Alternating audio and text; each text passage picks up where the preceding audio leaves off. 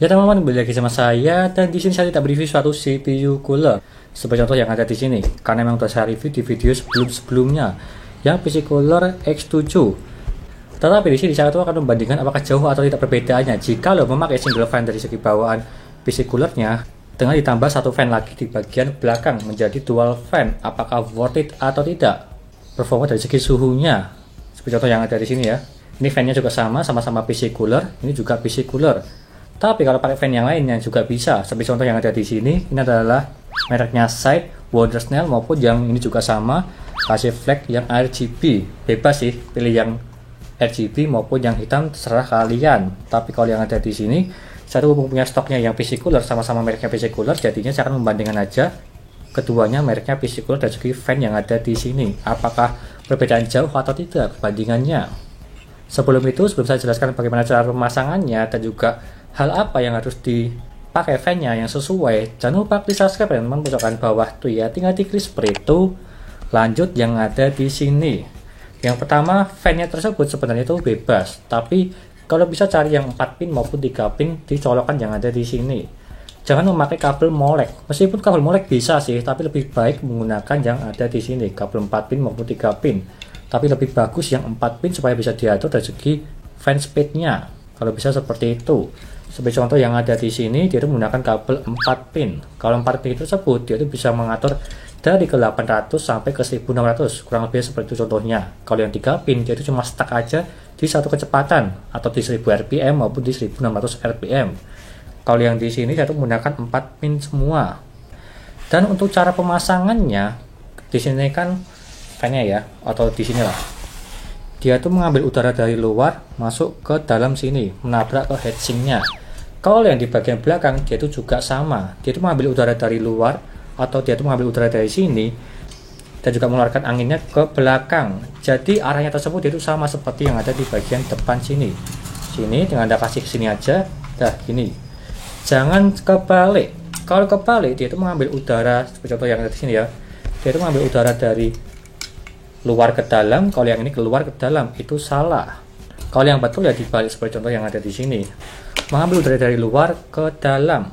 Dan juga fan yang ada di belakang sini, jadi membantu keluarnya supaya lebih kencang lah, kurang lebihnya seperti itu dari segi pemasangan fan-nya. Dan pemasangan dari segi bautnya sama seperti pada umumnya lah, tinggal Anda sesuaikan dulu dari segi kabel yang di sini, kasih di bagian pojok supaya tidak rame lah. Dan juga ini kalian harus membeli lagi untuk pengaitnya. Harganya saya kasih gambaran di sini lah, untuk gambaran dari segi harga pengait di sini. Jika lo tidak ada dari segi bawaan fan yang kalian beli, kebanyakan nggak ada sih. Meskipun ada, dia tuh harganya yang mahal lah.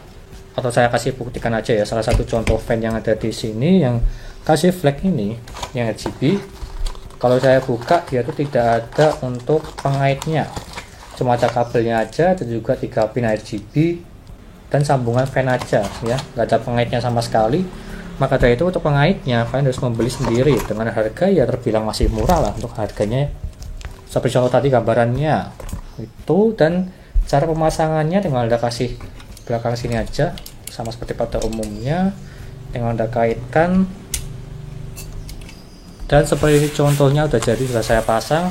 Tapi dari segi ini ya, pengaitnya tersebut itu agak berbeda dari segi CPU coolernya. Jadi harus saya kasih kabel tis atau kabel kayak gini yang dari besi dalamnya tersebut untuk mengencangkannya. Seperti contoh yang ada di sini, untuk saya kencangkan ya, karena memang agak berbeda tapi ya nggak masalah, yang penting fungsinya masih sama, dia itu masih nancap setara lah di 12 cm fan-nya yang ada di sini.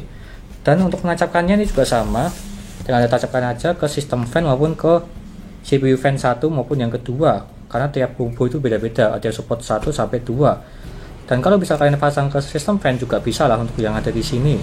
Dan kurang lebih seperti itu, dan seperti ini penampakannya menjadi dual fan. Dan kita akan bandingkan apakah jauh atau tidak perbedaannya menggunakan single fan maupun dual fan. Yang dimana saya akan mengetesnya menggunakan Core i5 Gen 10 10400F yang ada di sini. Itu aja dari saya. Kita lanjut saja untuk mereview dan juga membandingkan CPU cooler menggunakan single fan maupun dual fan. Lanjut ke reviewnya, yuk. Lanjut ke pengujian yang pertama, dari segi single fan-nya dulu.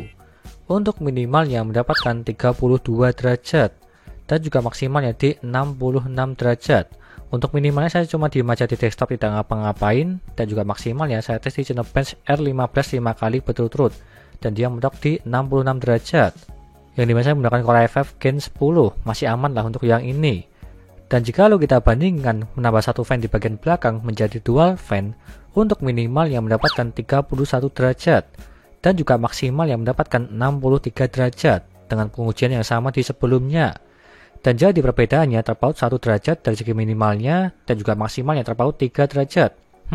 Terbilang lumayan sih untuk yang ini. Dan juga bisa disimpulkan kalau yang ini terbilang ada peningkatan dari single fan dan juga dual fan. Bisa terpaut sampai up to 3 derajat. Meskipun single fan aja cukup ya untuk mendinginkan Core i5 Gen 10. Tapi kalau yang dual fan dia itu lebih bagus. Dan intinya jika lo ingin lebih dingin sedikit serta menambah estetika, ini sangat cocok sekali. Dengan menambah biaya 60.000 sampai 300.000, berbeda-beda tiap tipe. Ada yang menggunakan 3 pin, 4 pin, RGB, ARGB, dan juga lebih kencang fan-nya. Itu berbeda-beda tergantung pilihan kalian. Ingin yang bagus atau yang biasa. Kurang lebihnya seperti itu. Sekian dari saya, semoga bermanfaat bagi kalian yang ingin menambah fan di CPU cooler kalian. Itu aja, sekian dari saya, terima kasih sudah menonton, dan juga jangan lupa like dan subscribe. Dan nantikan video lainnya mengenai tips-tips yang lain seperti contoh yang ada di sini tadi, single fan ke dual fan dan juga yang hal-hal baru lainnya. Terima kasih sudah menonton.